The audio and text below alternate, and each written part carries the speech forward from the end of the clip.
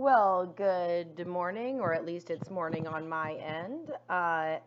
Welcome to our poetry lecture.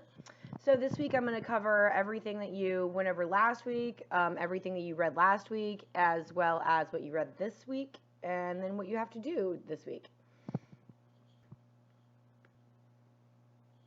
Okay.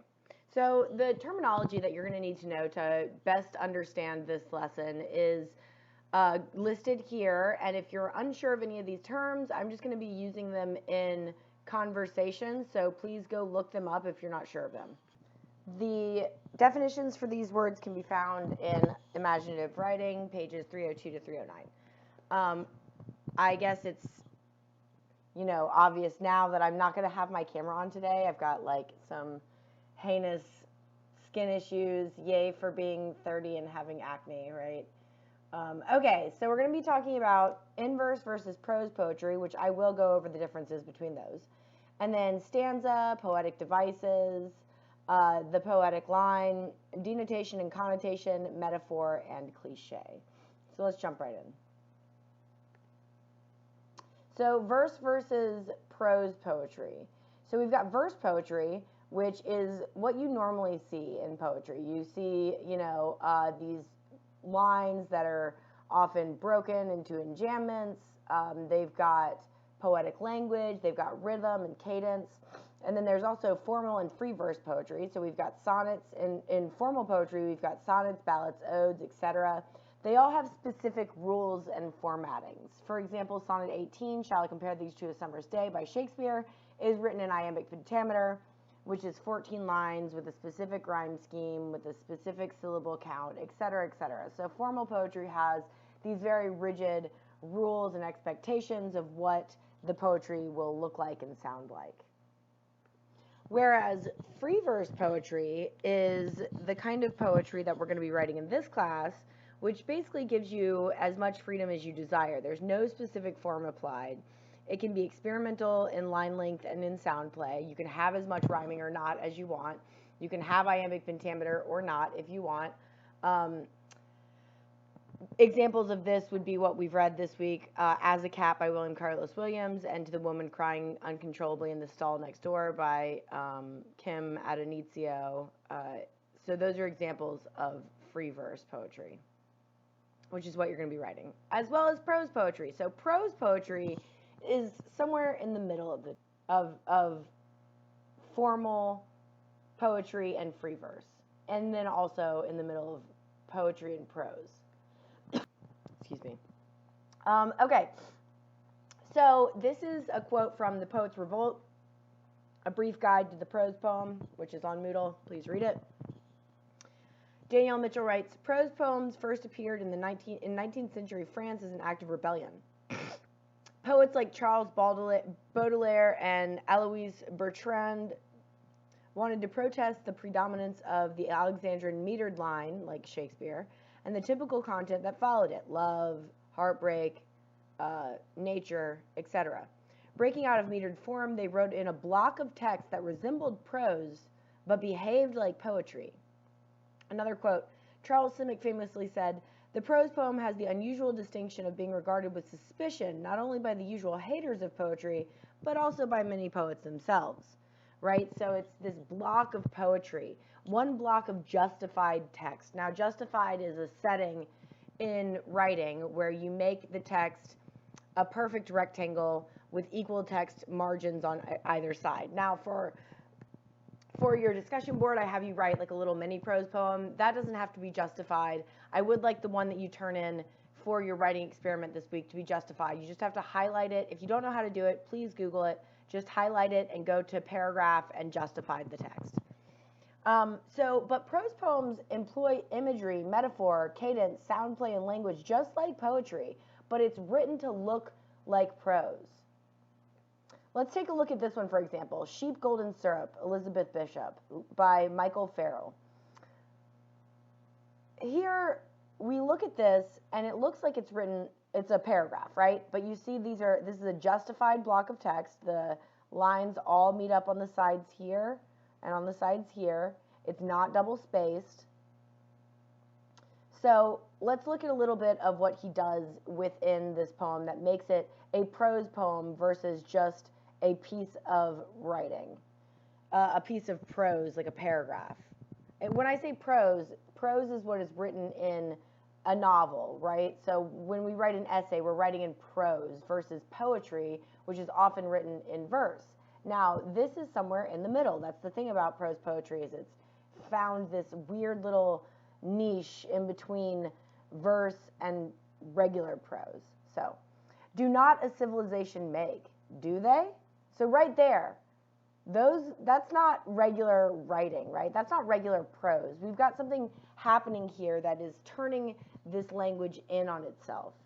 Cozy up to the fleece of a sheep. Take the lid off Elizabeth Bishop's head and get a spoon. Remember we read The Art of Losing by Elizabeth Bishop? I'm sorry, that's One Art by Elizabeth Bishop, but it's basically The Art of Losing. So this poem goes on to continue using these sort of inverted sentences to bring this poetic voice to the forefront. Like this line, then there are other animals to press into the barn before the lightning storm comes to cook the grass and rinse it and make a mess. Right? So it employs this poetic language that, and this imagery, this strong, unique imagery to make this a poem versus simply a paragraph.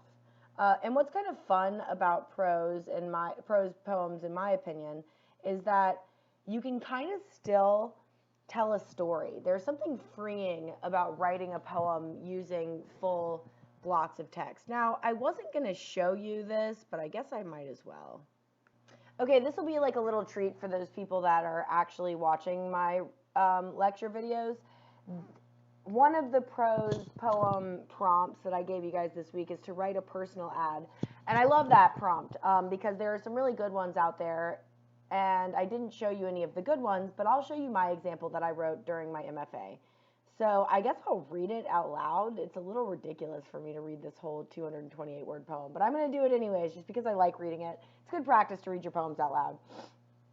So this is my prose poem that is an ad poem that I wrote last year. So this is called Sleeping Alone in Deacle Beach, Florida. I haven't had this published yet, but I'm trying. Okay. Child poet turned adult with hardly any baggage pursues a non-intimate bedmate who has no desires of touching. I describe myself as something like Lydia Bates meets Humphrey Bogart if either were pitifully unfamous or overcome with nausea, induced by the blank page or the impending deadlines that wink at me like rotten pranksters from my calendar and my diary and from atop their sticky note crow's nests around my flat.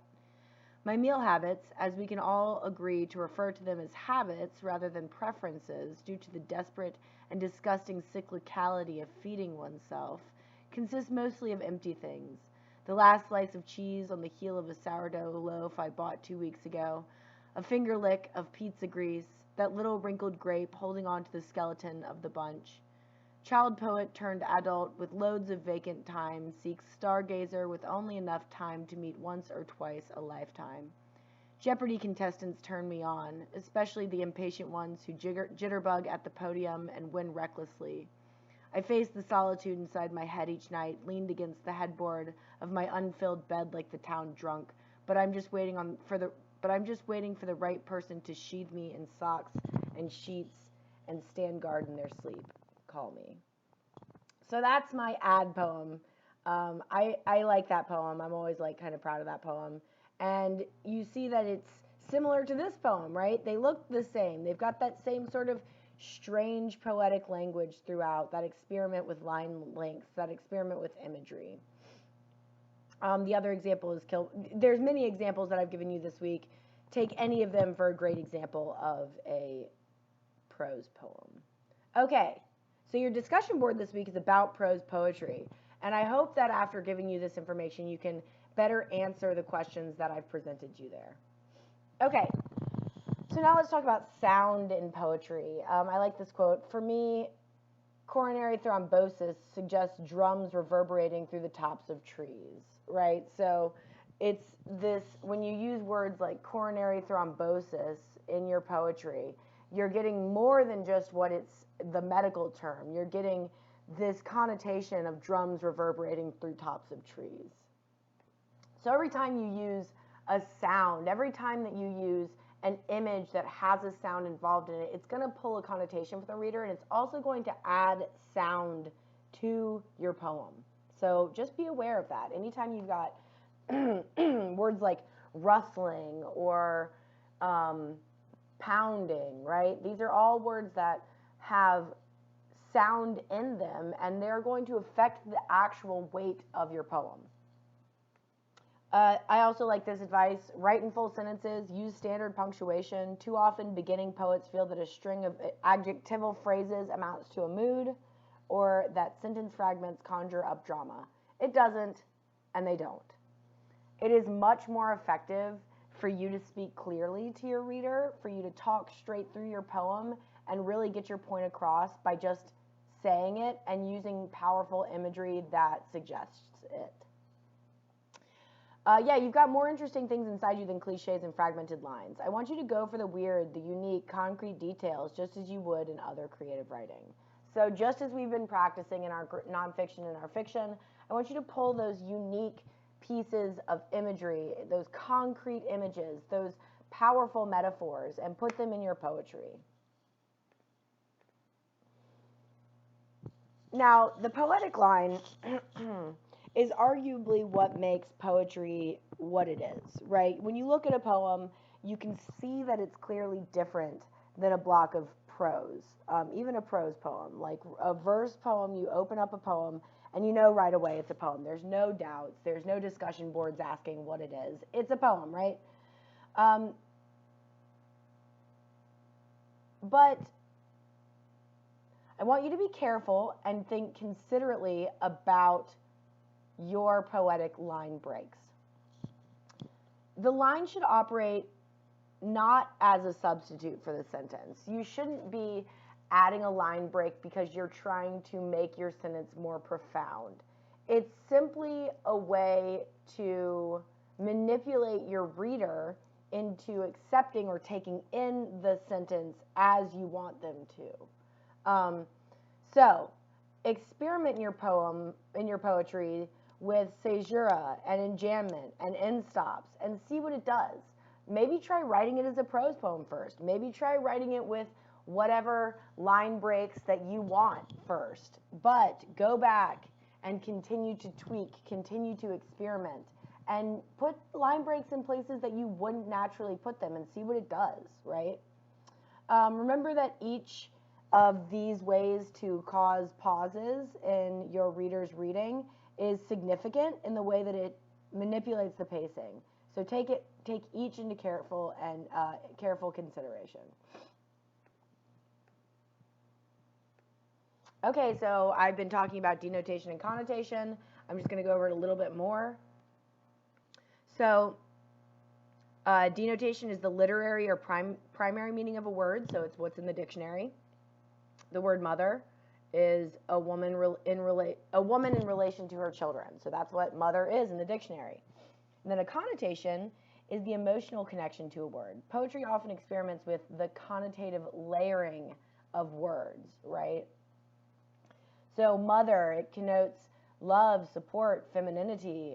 It has positive connotations. It also connotes hate, estrangement, neglect, right? So if you layer these things, you can layer the mother of love. You can layer the mother of love with the mother of neglect, and that creates a very, very profound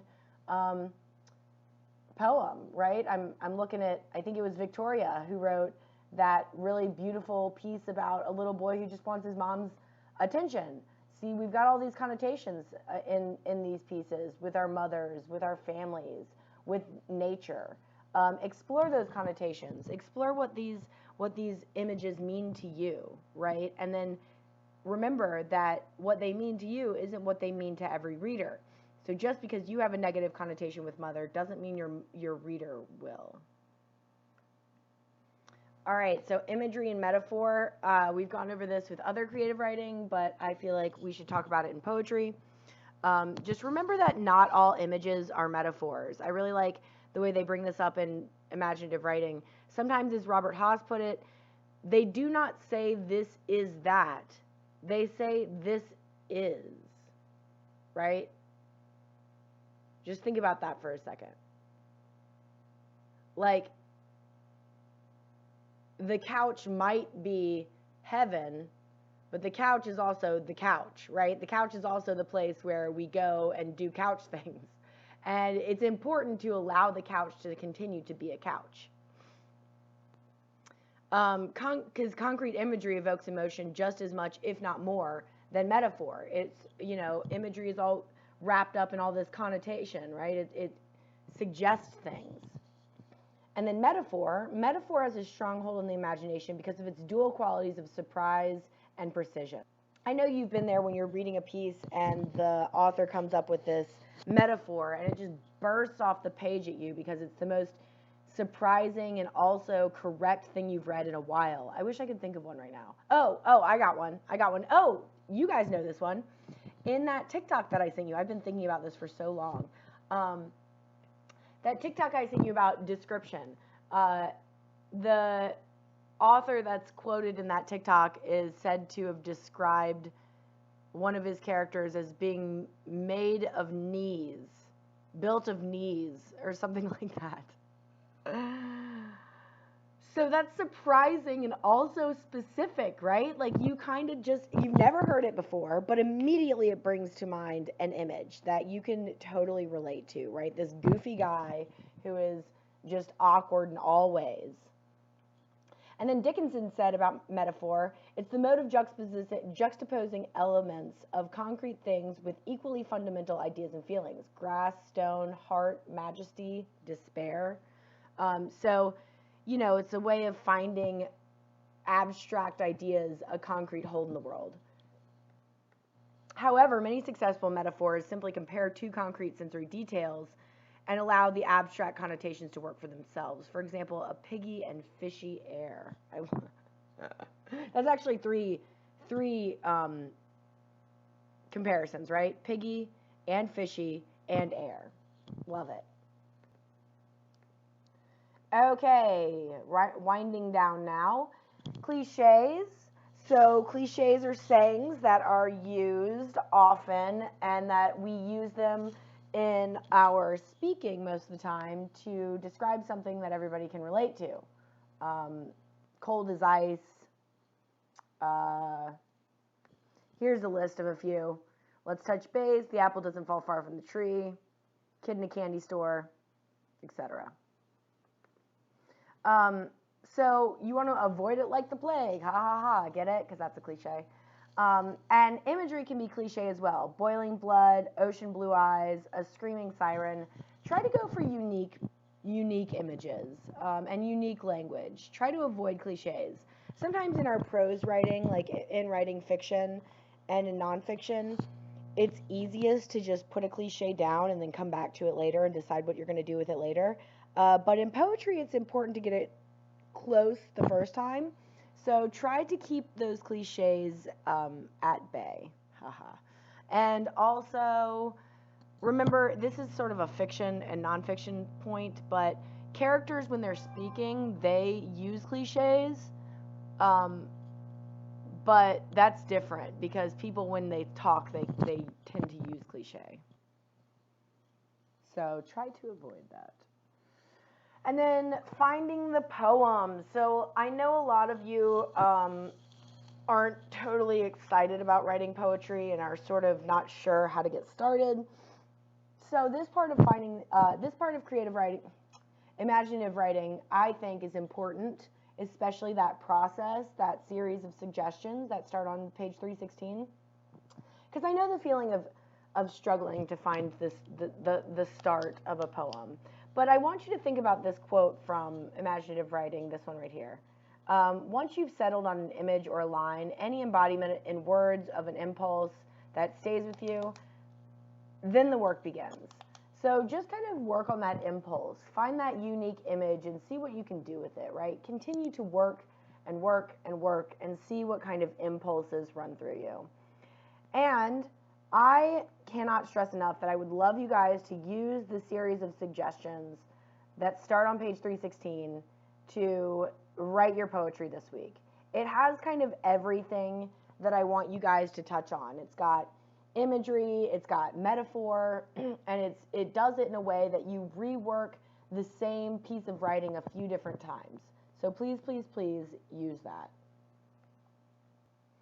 Okay, let's go over what you're going to be writing this week. So these are the ones that these are the poems you guys read last week. A lot of you did for your replacement poem As a Cat, which is fine. I mean, I wouldn't have had it up there if I didn't want you guys to potentially do it.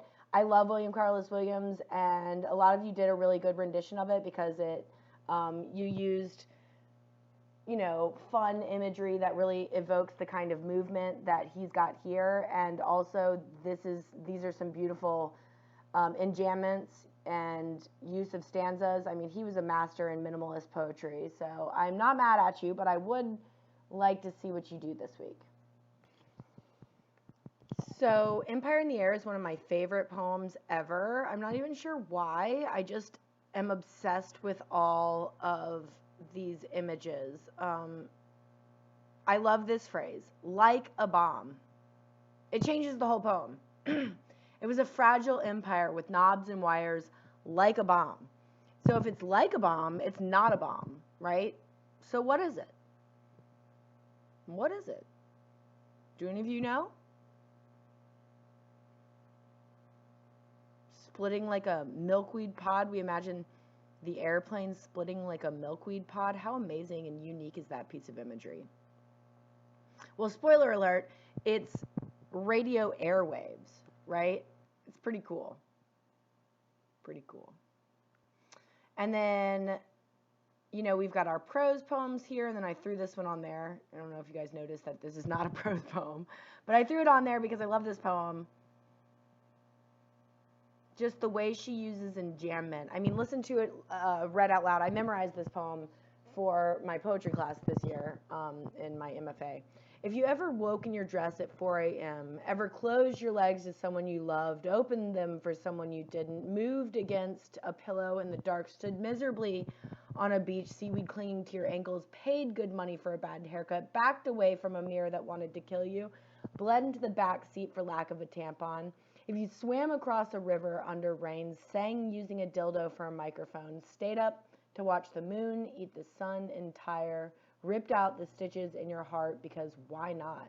If you think nothing and no one can, listen, I love you. Joy is coming.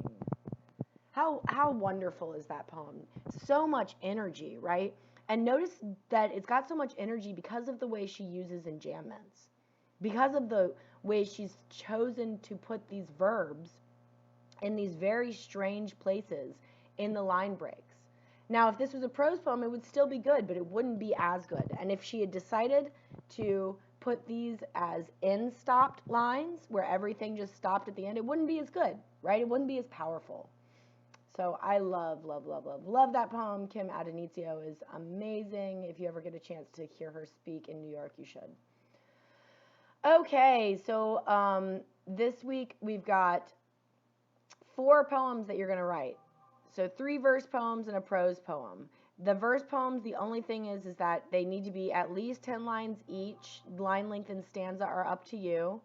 And then the prose poem, I didn't put a word count. Dang it, I'll modify that. I want it to be 200 words, so it's a little bit longer. I'm going to change that right now. Okay, I fixed it. So 200 words for the prose poem. Be sure to use some of the poetic devices outlined in imaginative writing. Use concrete and clear language, concrete imagery and clear language, and experiment with line breaks and lines, stanzas, censuras, all that stuff. So this is the only one that has a stanza requirement. Write a 7-stanza poem, 1 stanza for each day of the week. Otherwise, you've got 12 prompts here to choose from. You're going to write 4 poems or more if you'd like. You're welcome to turn in as much poetry as you want. There is no minimum to poetry. So if you want to write to all 12, do it. I'd love to read them. Okay, let me think.